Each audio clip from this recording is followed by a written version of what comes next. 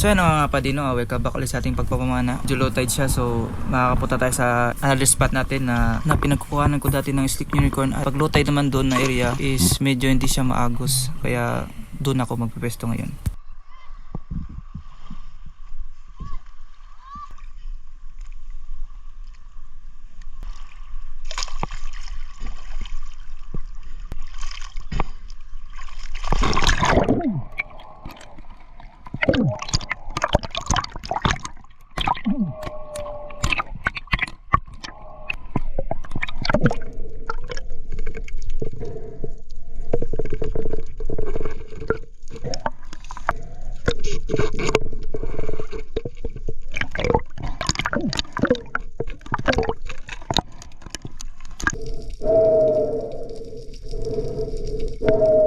At dito nga mga padi, sa unahan pa lang nakita natin mga grupo ng mga stick unicorn. At dali-dali na rin ako bumaba para makapili ako ng titirahin natin.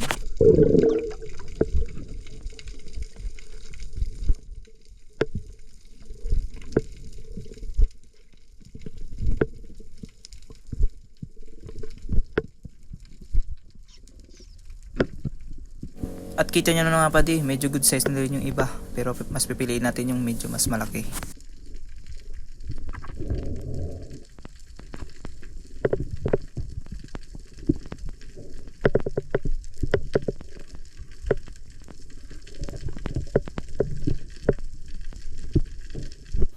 At dito nga mga padi, may nainilig na ako isang malaking bumphead unicorn fish o tinatawag sa aming sungahan. So ayan, umapit kaya tinira natin.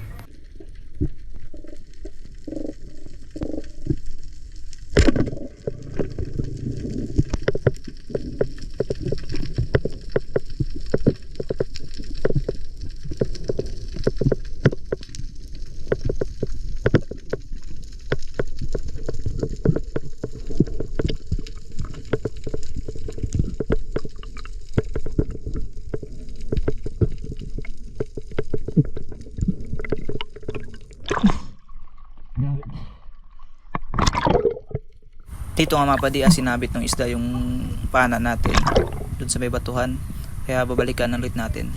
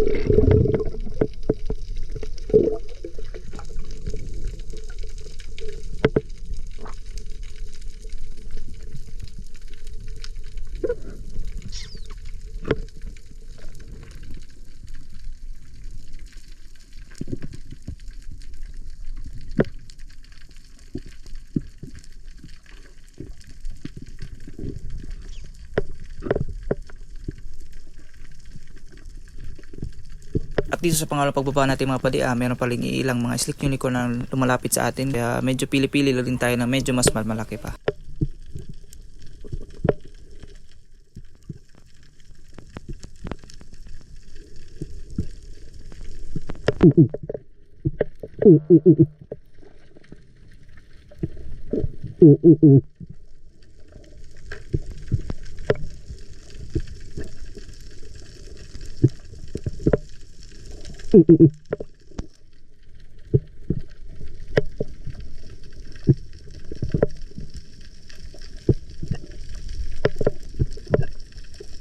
Medyo wala din naman lumapit na curious na isda mga pati, kaya nag-resurface na lang tayo at proceed tayo sa pangatlong dive natin.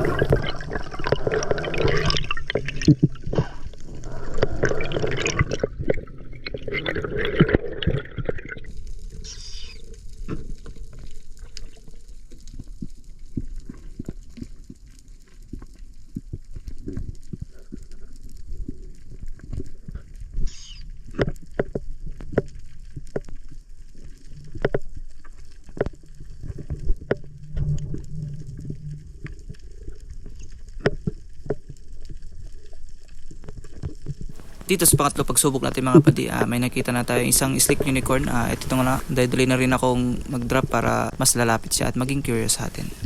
At ayan na nga siya mga padi, medyo malayo lang pero walang problema sa atin.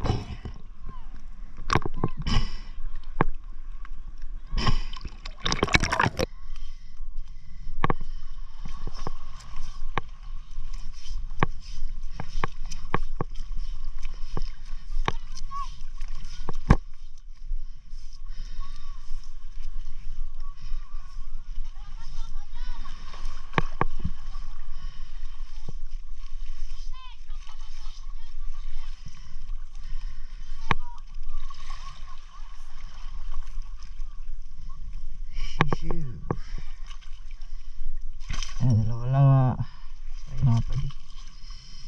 So good size.